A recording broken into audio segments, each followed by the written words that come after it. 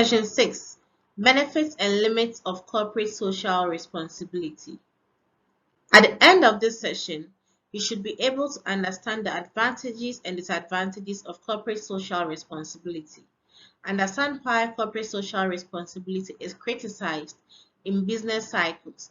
Identify the legislation and provisions of corporate social responsibility. Let's look at corporate social responsibility advantages and disadvantages. Advantages. Customer expectations. Customer expectations and other stakeholder interests and expectations of the organization increases as they carry out corporate social responsibilities to the society that they find themselves in, because their needs are going to increase and the organization is going to have to set and meet those needs of their customers and other stakeholders individually. Then you have the brand name.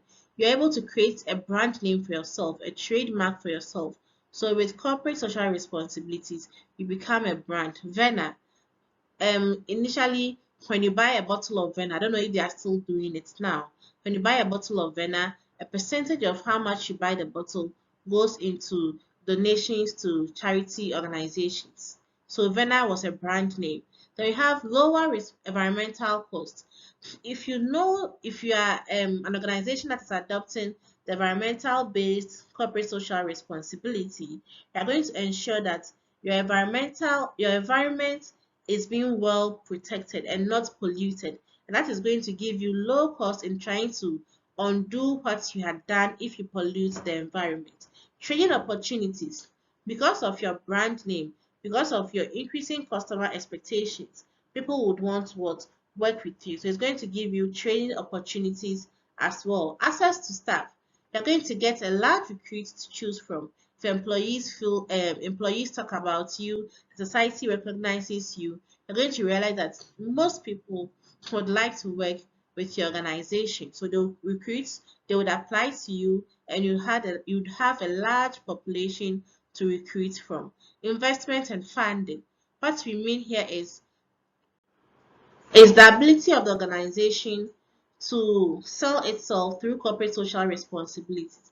This would make it viable for investors, shareholders, individual investors to want to invest in the organization or even undertake some particular contractual projects with the organization. So this is going to attract investment and funding from interested shareholders. Sustainable business. You are going to be in a foreseeable long-term relationship with your stakeholders, which is going to make sure that there is sustained business environment with your stakeholders. CSR policy improves company profitability and value. So the company profitability would increase as trading and expectations is going on, and the value is also going to increase because you're going to be producing at lower environmental costs. Increased attraction and retention of employees. That's the access to staff. So here you're going to attract more people to your work and your employees wouldn't want to leave. So you're going to have reduced labor turnover. Improvement in the image of the corporation. You're going to get a brand name that is going to improve the image at a value that cannot be easily tarnished. Advantages continues. You have increased attention, attraction and retention of employees. You have regulatory authorities become less hostile because they know you are going according to the laws and regulations and obeying the ethical values of the society as well. So it's going to reduce your conflicts. So you're not going to attract any hostile authorities. Then you have attract more capital inflow from various sources. You're going to attract many investors, many people who would be giving you donations for you to carry out with your organizational social responsibility. Generation of clean and renewable energy from environmental CSR. Positive publicity. Social media or the stakeholder media is going to publicly put you out there. Just as I knew of Vena. I don't know if you have any other organizations that are doing this. You can talk about it in class. So it's going to increase a positive publicity. The potential benefits of CSR to companies also include better brand recognition, positive business reputation, increased sales, customer loyalty, attract competitive talents, which are going to retain if you are continually going to be ethical, and socially responsible, and it affects employee job satisfaction. Who wouldn't want to work in a company that is being globally praised in the community or the nation as a whole? Let's look at the disadvantages of corporate social responsibility. You have potential loss of socially conscious customers. You are going to lose some customers if you are not effectively being a socially responsible organization in the community in which you find yourself. Managers in charge of corporations are responsible to the owners of the business by whom they are employed. It should be known that the primary existence for every organization is to meet the needs of its shareholders and maximize their wealth.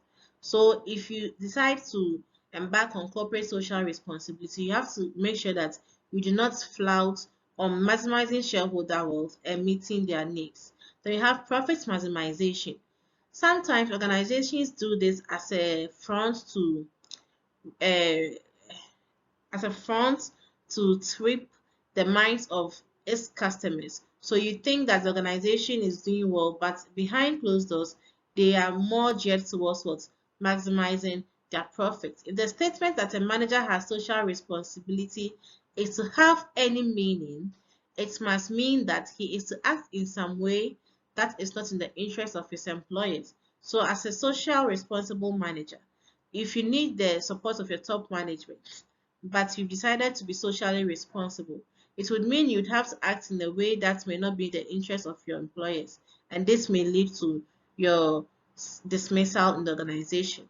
If the manager acts in a way that is not in the interest of the owners, the manager is in effect both raising and deciding how they should be raising funds and deciding how they should be spent, which would not be in support of the government and not of the business. So if you're acting in your own accord, you're on your own. If something goes wrong, you could be held liable. Managers have not been democratically elected or selected in any other way, that's democratic, to exercise government power. So if the organization has not elected you to be socially responsible, then you're in no right supposed to go about doing social responsible acts. When there's a social audit, you will be queried. Managers are not experts in government policy and cannot foresee the detailed effects of such social responsibility spending. So social responsibility, if you're not democratically elected, that means you would not have the power to use some resources and partners. So if you are not an expert in government policy and you cannot foresee the future effects of some of the things you are doing in the name of being socially responsible, it may cause organizational losses. Maximizing wealth has the effect of increasing the tax revenues available to the state to disburse on socially desirable objectives. So if you are maximizing wealth, it has the effects of increasing the tax avenues available to the state to disburse on socially desirable objectives. Maximizing shareholder value has a trickle-down effect on other disadvantaged members of society. So if you are maximizing your shareholder value, which is your main existence as an organization, you are going to have some effect on other stakeholders who may feel like you are neglecting your social responsibilities. Many company shares are owned by pension scheme holders whose ultimate beneficiaries may not be those in the society anyway. So who are you spending their money on? Who, in quotes, are you spending their money on? Who are you using their money to be socially responsible towards? And how are they going to get profit or benefit from it in the long run? Why CSR is criticized in business circles. First, we have shift from the profit-making objectives. Some organizations, in their quest to be socially responsible, shift from making profits, economic value, shareholder dividends, shareholder gain for its internal stakeholders. Now they shift from making profits and now tend to almost non-government and non-profit making organizations. So it's important that irrespective of your quest to be socially responsible, you keep a balance between making profits and retaining your employees and your shareholders. Company reputation may take a hit. This is when you've gained your brand name recognition in the society because you are socially responsible. However, it may take a hit if you violate any CSR program in the event of social audit. If it becomes known, you're supposed to disclose that maybe this is what you did and you violated a program by using the resources for something else. When this happens, your organizational reputation may take a hit. You have the customer conviction. Here, organizations are able to retain some loyal customers because they know that the organization is contributing to a greater cause for the societal good. However, if the customers are not seeing quick results of their contribution towards that particular social responsibility or not, they are going to now become wary of you because they are not seeing what you said you are doing with the money that you are getting in the organization. Increased production cost is when you may need funding from other sources in the organization. So maybe you now share some of the costs to pricing, which is going to mean your prices are going to go high and you are going to tell customers that it is because of what increased production cost. However, sometimes because you want money, you explicitly shift some sources to the social responsibilities and now have to get other sources of income or funding to be able to carry on with your production, which is going to increase your cost of production at whatever cost you got the money for the production. Legislation and provisions related to CSR. Australia, UK, and USA are members of OECD. OECD is an organization of economic corporate development. They are organizations that are more interested in developing the economic conditions of organizations. So Australia, UK, and USA are members of this organization. So organizations decide as a form of corporate social responsibility to undertake businesses with these countries in order to maintain the OECD guidelines. OECD general policies that organizations have to adopt. So these are some of the policies that you have to adopt. So if you are working indirectly with Australia, UK, and USA, it's assumed that you've adopted these general policies. So first, you have to contribute to the environment, social and economic progress intending to achieving sustainable development. You have to respect human rights and national human rights affected by different countries. You have to encourage local growth by maintaining a close relation with the local communities, including your business interests.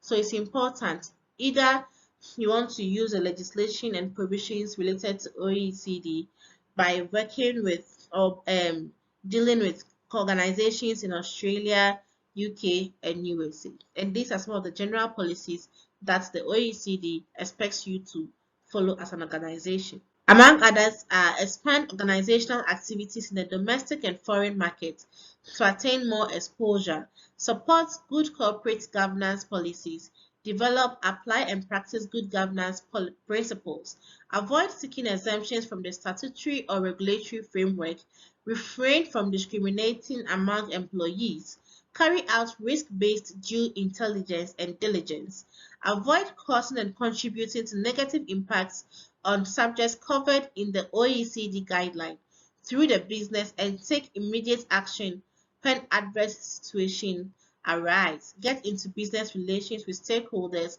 for meaningful opportunities. Having looked at the guidelines for OECD for organizations to follow, you can refer to the model for country case study highlights on corporate social responsibility for Australia, UK, USA, and some organizations. So in there, you'll find some case studies that would help you understand why organizations should deal with OECD member countries in order to what? Practice social responsibility in an organization. We've come to the end of the session. We've learned so far the advantages and disadvantages of corporate social responsibility, why corporate social responsibility is criticized in business cycles. We've also identified the legislation and provisions related to CSR, mainly the OECD member-based organizations. Thank you. See you in the next unit.